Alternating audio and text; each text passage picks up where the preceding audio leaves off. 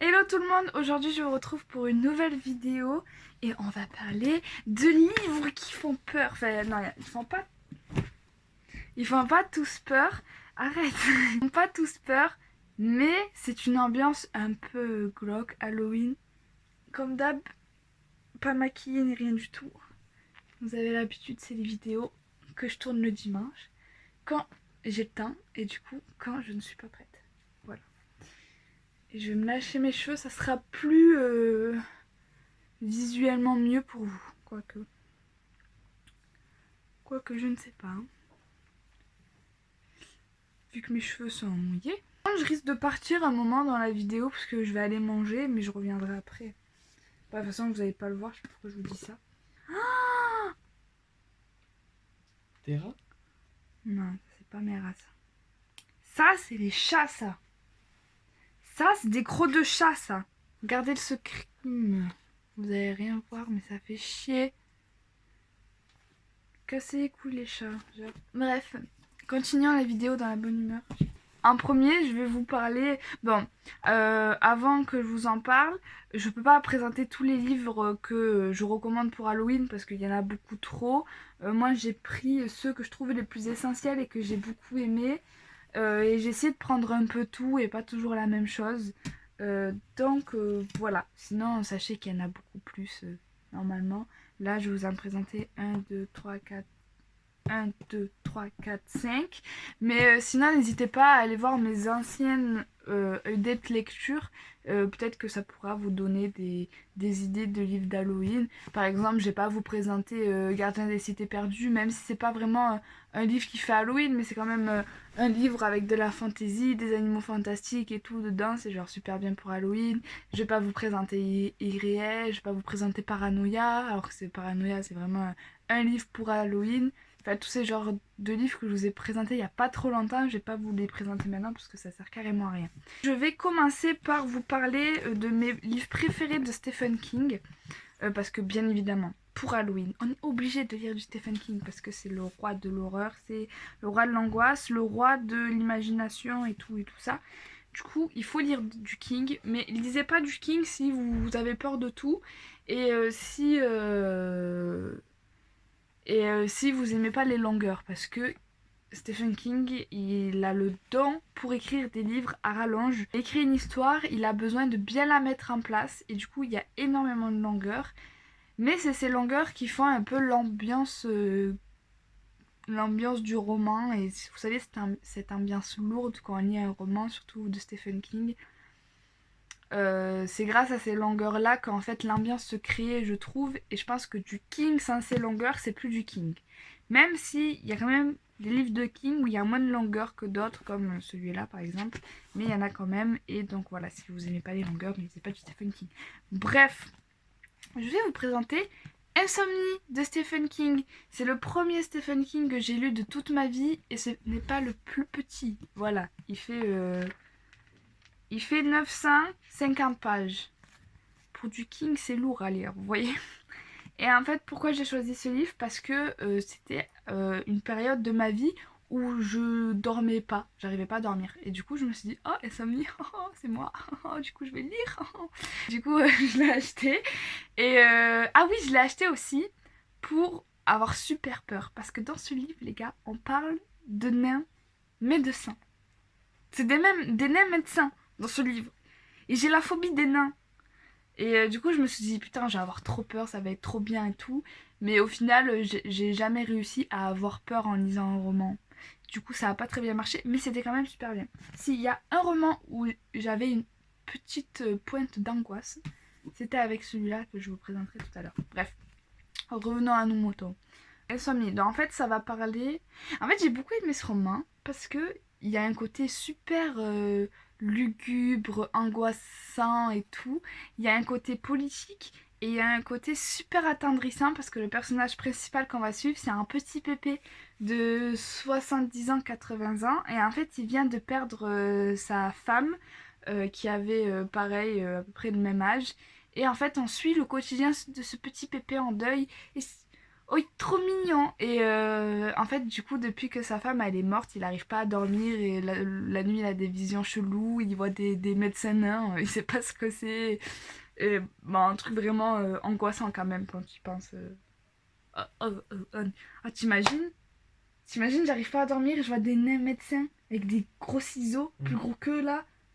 Moi, je déménage. Ah, horrible. Bref. Et du coup, j'ai beaucoup aimé ce roman parce que on a un côté, ben, comme je vous l'ai dit, angoissant avec ces nains, on sait pas ce qu'ils foutent là, et avec des ciseaux et tout.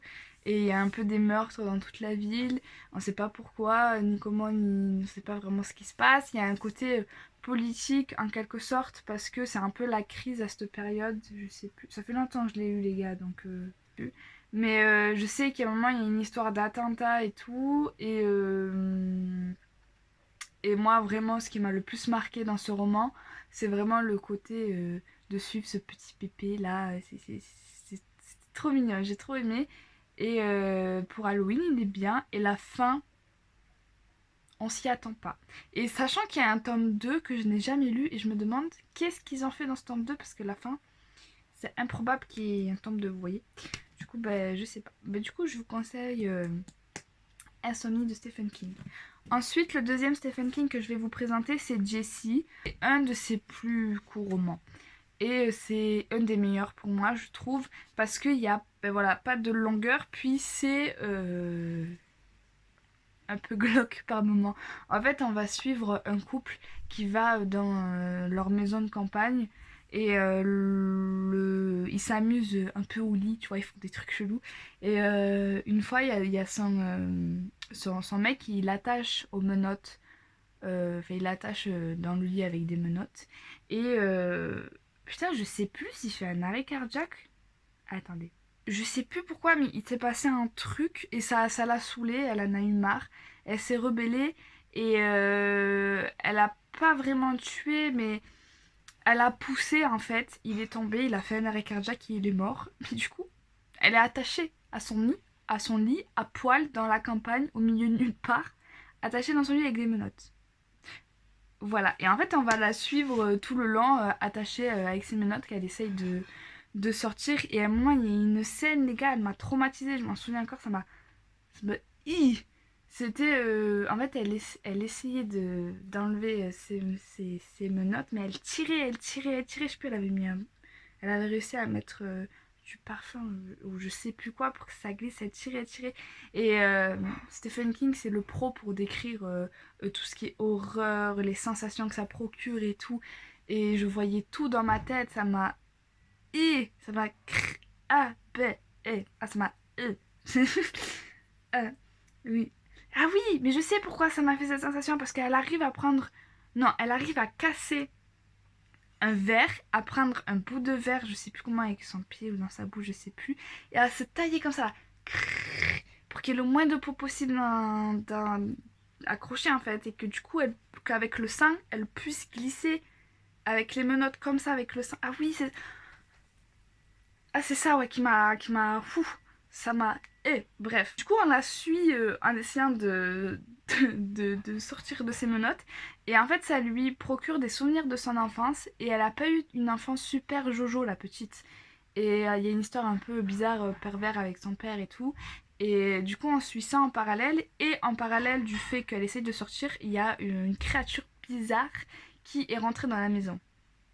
Voilà. J'aime bien parce que ça fait un peu huis clos, c'est un peu angoissant, c'est un peu gore par moment, puis c'est surtout psychologique. Et j'ai beaucoup aimé. Franchement, pour Halloween, c'est parfait. Et ça se lit super vite. Et il y a l'adaptation sur Netflix qu'on avait regardé avec Kat, tu te souviens? J'ai... Ouais, pas plus. Je m'en souviens pas tant que ça. Mais j'ai beaucoup préféré le livre. Voilà pour les Kings. Ensuite, je vais vous parler de Ex de Thomas Holdhoven. Ouais, c'est un mec qui vient du Nord, ça. Commenté par Stephen King, comme par hasard. Brillant et totalement original, Stephen King. Et c'est les éditions Bragelonne, je crois. Ouais, c'est les éditions Bragelonne. À mon avis, vous avez entendu parler de ce roman, parce qu'à un moment, il s'est bien fait parler de lui-même à un moment sur Booktube. J'ai beaucoup aimé, je sais qu'il y a beaucoup d'avis mitigés sur ce roman. Je sais pas, il y a des gens ils ont pas trop apprécié. Mais moi j'ai bien aimé quand même. Alors je peux comprendre les gens qui n'ont pas apprécié parce que des fois c'est un peu lent, puis voilà. Mais moi je trouve que quand un roman d'horreur ou d'angoisse il est long, c'est justifié parce qu'on a besoin de cette lenteur pour mettre l'ambiance quoi. Sinon, si tout se passe vite, vite, vite, il n'y a aucune ambiance, il n'y a aucune installation de l'ambiance et c'est nul quoi, ça fait pas peur. Bref, avec ce roman, moi j'ai eu une petite. Un petit chouïa d'angoisse par moment. Ça m'a pas. Ça fait peur. Je me fatigue. Bref, sachant que j'arrive jamais à avoir peur quand je lis un roman ou quand je regarde un film, genre j'ai jamais peur. Mais là, franchement, il a réussi quelquefois un peu à m'angoisser. Bref, on va suivre une ville qui s'appelle je ne sais plus, et en fait Aix c'est pas le nom de la ville, c'est le nom du réseau qu'ils ont créé dans la ville, parce qu'en fait dans cette ville il y a une sorcière qui a les yeux cousus et la bouche cousue, et en gros c'est comme le chat du quartier, vous voyez, genre elle vient dans les maisons, elle fait sa vie, elle va un peu partout, mais les gens en fait du quartier ils sont habitués qu'elle soit là, et en fait ils ont créé un réseau qui s'appelle X, et c'est un réseau social où en fait les gens se disent bon là elle est dans ma maison, elle va aller là-bas, machin machin machin. Et en fait les gens ils font tout pour que les gens ne déménagent plus à Aix. Par exemple s'il y a des nouveaux habitants qui vont venir voir une maison, ils vont tout faire pour pas qu'ils viennent, genre ils vont créer des problèmes et tout pour faire genre c'est des mauvais voisins et tout, alors que pas du tout, c'est juste que en fait quand vous arrivez à Aix vous pouvez plus jamais sortir de cette ville, parce que quand vous sortez de cette ville vous avez des tendances très suicidaires, c'est-à-dire que si vous sortez de la ville, ben, vous avez envie de vous... Par exemple, vous sortez de la ville avec votre voiture, ben, dès que vous allez sortir de la ville, vous allez vous accélérer et vous prendre un mur pour mourir en fait. Voilà. Ok, j'arrive. Du coup, je vous laisse, je vais manger, je reviens après. Alors, du coup, je continue. Du coup, je sais plus ce que je disais. Essayez de sortir de la ville, et ben, vous avez des tendances suicidaires et vous essayez de mourir. Bonjour Kevin. Cette sorcière, elle est là, mais elle dérange pas vraiment pour l'instant, à part qu'en fait, on sait pas vraiment si c'est elle qu'empêche les gens de sortir, ou on sait pas vraiment ce qui se passe dans ce village, dans cette ville, et elle est un peu isolée du monde. Genre, même les gens de l'extérieur, ils savent pas ce qui se passe là-bas et tout. Et en fait, cette fameuse sorcière, ça fait des siècles et des siècles et des siècles qu'elle existe et qu'elle rôde dans la ville. Et en fait, c'est une. Enfin, on sait pas vraiment si c'est une sorcière en fait. C'est à l'époque quand Salem et tout, ça existait, et qu'il y a eu les périodes où les gens accusaient les femmes de sorcières et les brûlaient, etc. Ben, c'était un peu à la même période, et en fait, ils ont accusé cette femme de sorcellerie parce que son fils avait disparu, et il est revenu. Non, il est mort, il était connu pour être mort, et un jour il est revenu vivant. Enfin, c'est pas vraiment ce qui s'est passé. Et du coup, les gens ils en ont déduit que c'était une sorcière et qu'elle avait fait revenir à la vie. Et du coup, pour la punir, ils lui ont cousu les yeux et la bouche. Voilà. Pour pas qu'elle lance ses sorts. Et en fait, voilà, c'est ça un peu la tension qui existe dans ce roman, c'est que la sorcière commence un peu à avoir la bouche décousue et les yeux décousus, et du coup, ils ont un peu peur qu'elle relance des sorts, etc. Je sais plus, ça fait un moment que je l'ai lu aussi, il y a 2-3 ans, je crois. Autrement, les points de vue ils sont différents. On va avoir le point de vue d'un groupe de jeunes et le point de vue de d'autres gens de la famille en fait, parce qu'on a plusieurs points de vue des habitants qui habitent dans la ville. Et à un moment, il y a... En fait, c'est comme si on refaisait un pas en arrière, et il va avoir des condamnations, des exécutions de gens qui essayent de nuire à cette sorcière, ou qui essayent de nuire à tout ce que les anciens avaient installé dans cette ville pour régner en quelque sorte la paix. Et vraiment, c'est comme un retour en arrière où vraiment on va retourner dans cette ambiance d'exécution et de condamnation avec des punitions horribles, etc. Et vraiment, tout le long du roman, il y a vraiment une espèce d'ambiance lugubre et angoissante, parce que déjà, euh, quand la sorcière elle apparaît comme ça au pied de ton lit pendant que tu dors, c'est pas pas très joyeux. Ensuite, il y a toute une espèce, voilà, il y a surtout de la psychologie de personnes dans ce roman qui sont pas forcément très sains, qui font des choses pas forcément très bien. Il y a, on suit aussi le passé de la sorcière, on suit les gens qui ont envie de se suicider quand ils sortent, on suit tout dans ce roman et vraiment j'ai l'impression d'être un peu brouillonne quand j'en parle parce que ça fait vraiment longtemps que je l'ai lu, c'est il y a 3 ans. Mais franchement, moi je me rappelle que j'en ai sorti enfin, que je me rappelle que j'en étais sortie de ce roman contente et qu'il avait fait son effet comme il aurait dû le faire. L'écriture est pas compliquée à lire, il y a un peu de longueur mais je trouve que c'est nécessaire. Et apparemment la fin elle avait un peu déçu quelques gens. Et je vous avoue que je me rappelle pas de la fin. Moi j'étais pas déçue et j'étais pas en mode ouah c'est trop cool. Mais voilà, c'est une fin qui passait quoi. Passer au classique parce que moi je trouve que pendant la période d'Halloween, il faut lire des classiques parce que les auteurs, les anciens auteurs, faut se l'avouer, c'était les meilleurs auteurs du monde. Ils savaient écrire comme personne ne sait écrire aujourd'hui. Et ils avaient le don pour nous installer des ambiances d'Halloween ou lugubres ou angoissantes, tout ce que vous voulez, à travers leurs écritures magnifiques. Même si la censure, etc., tout existait à cette époque, mais genre, ils arrivaient à faire des trucs super beaux et c'était les dieux de l'ambiance. Voilà. Donc pour ça, en tout premier, je veux parler vraiment d'un livre. Oh, il y a un petit moigneux dans l'arbre. Comment vous parler d'un livre Halloween. Donc, c'est les contes macabres d'Edgar Allan Poe. Je vais pas vous faire une biographie sur Edgar Allan Poe, mais c'était vraiment un mec un peu tordu de l'esprit. Et vraiment qui a écrit des nouvelles, des histoires vraiment d'horreur, des contes imaginaires un peu gothiques, etc. Et qui font leur effet à Halloween.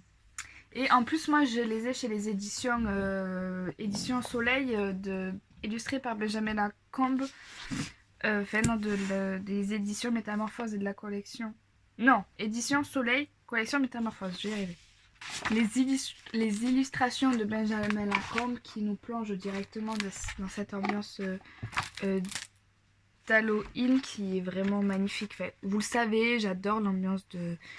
Enfin, j'adore le travail de Benjamin Lacombe. Je trouve qu'il fait un travail vraiment magnifique avec les livres. Enfin, c'est vraiment beau ce qu'il fait. C'est genre...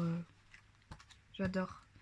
J'adore. Et c'est traduit par Charles Baudelaire aussi. Je sais pas si je vous l'ai dit.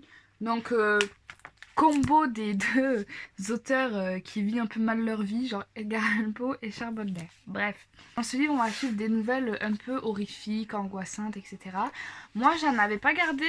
En fait, j'avais l'impression que j'étais passée grave à côté de la chose. Mais je l'ai lu il y a 5 ans. Ouais, je l'ai lu il y a 5 ans. Et je crois, je sais plus, ou 4 ans, mais genre pas loin, tu vois. Et je me rappelle, j'étais grave passée à côté, je sais pas pourquoi, peut-être j'avais pas la maturité pour lire ce livre, je sais pas.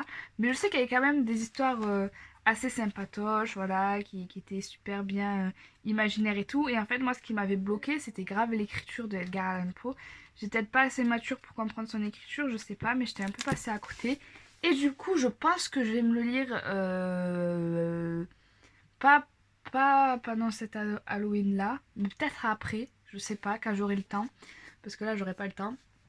Mais faut grave que je me le relise, parce que du coup, ben, je vais pas trop vous en dire, sauf que c'était quand même bien, mais que j'avais grave l'impression d'être passée à côté de quelque chose, de pas avoir très bien analysé la chose, pas très bien avoir compris certaines choses.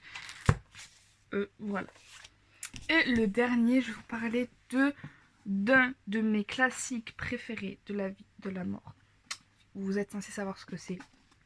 C'est Les Hauts de Hurlevent de Emily Brontë. Voilà, ce livre, c'est toute ma life. Il est trop bien. Et pourquoi vous devez le lire à Halloween? Parce que déjà, il y a un peu de romance dedans, mais c'est de la romance très psychologique et très destructrice et un peu chelou. Et parce que l'écriture à chaque fois je dis Charlotte, mais c'est sa sœur Charlotte, de Emily Brontë, elle est juste genre parfaite, genre c'est un truc de fou. Alors en fait, pareil, si vous voulez vous renseigner sur l'histoire d'Emily Brontë, de sa famille, de ses sœurs et tout, je vous laisse le faire. Je vais pas le faire à votre place parce que ça serait beaucoup trop long. Du coup, faut savoir que c'est quand même une famille de sœurs, que toutes les sœurs elles écrivaient un peu, et que Emily Brontë c'est celle qui a eu le moins de succès à son époque, et elle a écrit que ce livre-là, et mon Dieu, comment je regrette qu'elle soit morte déjà la plus jeune, alors que c'était elle qui avait le plus de talent, et c'est la seule que personne ne voulait publier à son époque. Alors que toutes ses sœurs, genre, elles étaient comme ça, en mode moi je publie, moi je publie, moi je publie. Et elle, toute sa vie, elle a écrit ce roman, et elle est morte, elle n'était même pas publiée. La pauvre. Moi, je lui rends hommage en vous conseillant de lire son livre. Bref. Et elle a une écriture manga. Genre, c'est une ambiance. On peut dire que c'est quand même du genre du gothique. Et elle a une ambiance, une écriture, les gars. C'est genre trop bien. Bon, déjà, je vais vous faire le résumé parce que c'est bien beau d'en parler, mais si je vous fais pas le résumé. En gros, on va suivre une famille de génération en génération qui habite dans une lande paumée en Écosse, où genre l'ambiance, vous voyez, les gens, genre il pleut tout le temps, il y a tout le temps du vent, il y a de la neige, genre c'est super lugubre, les arbres ils sont comme ça, la maison elle est comme ça et tout. Et genre c'est grave trop bien décrit, genre grave gothique. Cette famille de génération en génération, et c'est une famille où il se passe des trucs pas très cool dans cette famille, et où les histoires d'amour elles sont pas très cool dans cette famille, et où les femmes elles ont pas une condition de ouf dans cette famille. Enfin, voilà, je peux pas trop vous en dire parce que c'est vraiment une histoire où il se passe plein de choses, où il y a plein de thèmes dans cette histoire, parce qu'on suit vraiment famille par génération, et tous les personnages sont liés, et tout est bien ficelé, tout est bien fait, c'est trop bien, et la psychologie des personnages, elle est ouf, et en fait c'est super bien parce que c'est écrit d'une façon super intéressante pour cette époque, genre la narration du récit, elle change tout le temps, et genre il y a la narration du mec qui a déménagé dans la lande et qui découvre une partie de la famille, qui se demande qu'est-ce qui s'est passé dans cette famille, genre qu'est-ce qui se passe, pourquoi c'est comme ça, pourquoi ils sont super chelous, pourquoi quand j'ai dormi là-bas j'ai ressenti des trucs bizarres, pourquoi il s'est passé ça, et du coup en fait il va demander à sa servante qui est là depuis pratiquement toutes les générations, et du coup on va avoir le point de vue du mec, de la servante, et dans le récit de la servante on a une narration des personnages de la famille en fait, vous voyez, c'est genre trop riche en écriture, en narration, en psychologie, en histoire, en thème, en tout. Et Emily Brontë, elle écrit d'une façon où tu comprends tout, même si ça a l'air compliqué. Et elle instaure une façon d'écrire super gothique. C'est-à-dire que en fait, elle mêle les sentiments des personnages avec la nature, ce qui se passe autour et tout. Dit comme ça fait grave romantique, mais c'est genre, ouais, j'aime pas trop le romantisme. Et je trouve que c'est carrément différent et que c'est trop bien. Et que c'est la vie et qu'il faut le lire à Halloween parce que c'est une ambiance vraiment particulière. Et je pense que c'est une ambiance qu'on peut retrouver que dans ce roman là parce que c'est trop bien. Voilà, j'espère que je vous ai donné envie de le lire. Est-ce que je t'ai donné envie de le lire? Ouais. Non, en vrai. J'ai pas vraiment écouté les... Ah d'accord. Voilà. J'ai l'impression que j'ai parlé super vite pendant cette vidéo. Voilà, je vous ai fini ma vidéo, j'espère qu'elle vous aura plu. N'hésitez pas vous à me dire en commentaire les livres que vous me conseillez pour Halloween, les livres que vous aimez bien lire pendant ces genres de périodes, il faut censé lire des trucs d'horreur et tout. Ça m'intéresse. Dites-moi si vous avez lu des livres que je vous ai présentés, vos livres préférés de Stephen King, vos livres préférés des sœurs Brontë, si vous aimez Edgar Allan Poe, si vous avez déjà lu X, genre dites-moi votre life. Et je vous fais à tous des très gros bisous et je vous dis à très bientôt pour une nouvelle vidéo. Ciao ciao.